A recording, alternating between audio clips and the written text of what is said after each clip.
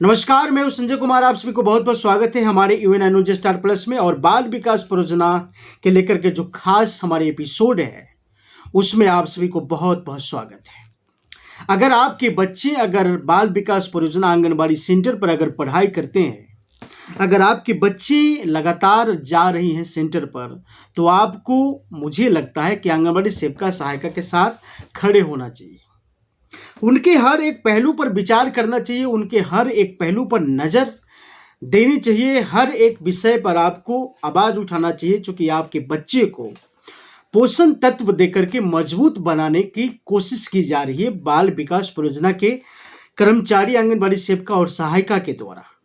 इसी चीज को अगर सरकार अगर योजना में शामिल और भी चीज या योजना को सही तरीके से अगर नहीं चला रहा है, अगर सही तरीके से देखभाल करने वाले जो इसके अधिकारी है, सीडीपीओ है या डीपीओ है या सुपरवाइजर है, अगर वो लोग इस सही तरीके से अगर संचालित अगर नहीं कर रहा है, तो आपके समाज में आपके बच्चे के ऊपर एक बहुत बड़ी इफेक्ट पड़ने वाला है।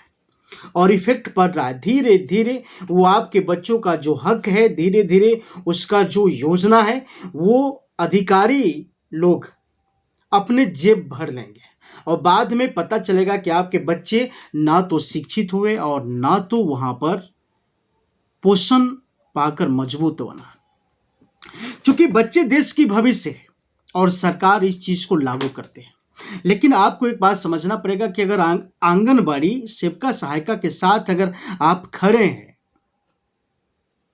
तो आपकी एक एक योजनाओं पर नजर होगा।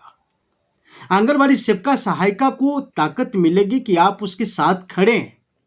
उसके साथ जो शोषण कर रही हैं सीडीपीओ, वो शोषण बंद हो जाएगी। उसके सेंटर पर आकर जो छापामारी करते हैं, उसके सेंटर पर जो आकर के जो चीज ना है उसमें भी जो है उन्हें चैन मुक्ति का डर दिखाता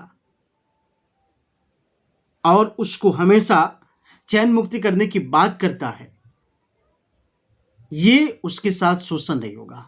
अगर शोषण नहीं होगा तो आपके जो बच्चे हैं वो शिक्षा भी अच्छे से प्राप्त कर पाएंगे, या फिर आपके बच्चे पोषण तत्व पा करके मजबूत भी हो सकता है। और जब बच्चे मजबूत होगा, जब आपके बच्चे शिक्षित होगा, जब देश के बच्चे मजबूत होगा, तो आप समझ लीजिए कि आप वो कराएंगे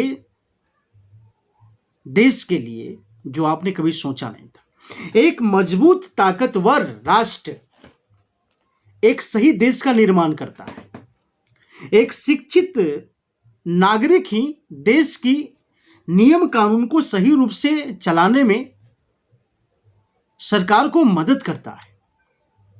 अगर सरकार इस चीज को अगर नजर अगर थोड़ा लेट से अगर देख रहा है, तो इसका हर एक नागरिक को, हर एक व्यक्ति का अधिकार है कि वो भी अपने समाज में, अपने योजना में, अपने विभाग में हो रहे एक एक पहलू पर आवाज उठाए। इसका जरिया सिर्फ ये नहीं है कि पत्रकार ही इस पर आवाज उठाए, ये नहीं है कि कोई समाज सेवी ही या सोशल वर्कर ही आवाज उठाए, बल्कि वह हर लोगों को आवाज उठाना चाहिए, जिसे आपके समाज में, आपकी योजना में, आपके विभाग में मजबूती आ सके। अगर आप चाहते हैं कि आपकी आवाज भी अगर बुलंद हो, तो आपके हाथ में इस समय एक मोबाइल है। एक मोबाइल की ताकत बहुत बड़ी है और उस ताकत से आप चाहें तो हर एक सिस्टम के खिलाफ लड़ाई लड़ सकते हैं। शांतिपूर्ण तरीके से अपनी कानून की दायरा में रहकर आप हर एक चीज पर अपनी व्यवस्था को लागू कर सकते हैं। अपनी व्यवस्थाओं में सही रूप से आप उसे चला सकते हैं। लेकिन अगर आप ऐसा नहीं कर रहे हैं, तो आप देश के साथ साथ अपने बच्चों को भी, भविष्य को आप अंधेरे में डाल रहे हैं। जैसे मैंने एक एक पहलुओं पर आंगनबाड़ी सेविका सहायिका के साथ हो रहे अत्याचार को दिखा रहा हूं, सरकार को बता रहा हूं कि आज आंगनबाड़ी सेविका सहायिका के साथ अगर इतनी बड़ी अत्याचार हो रहा है, तो फिर सरकार इस पर चुप क्यों है?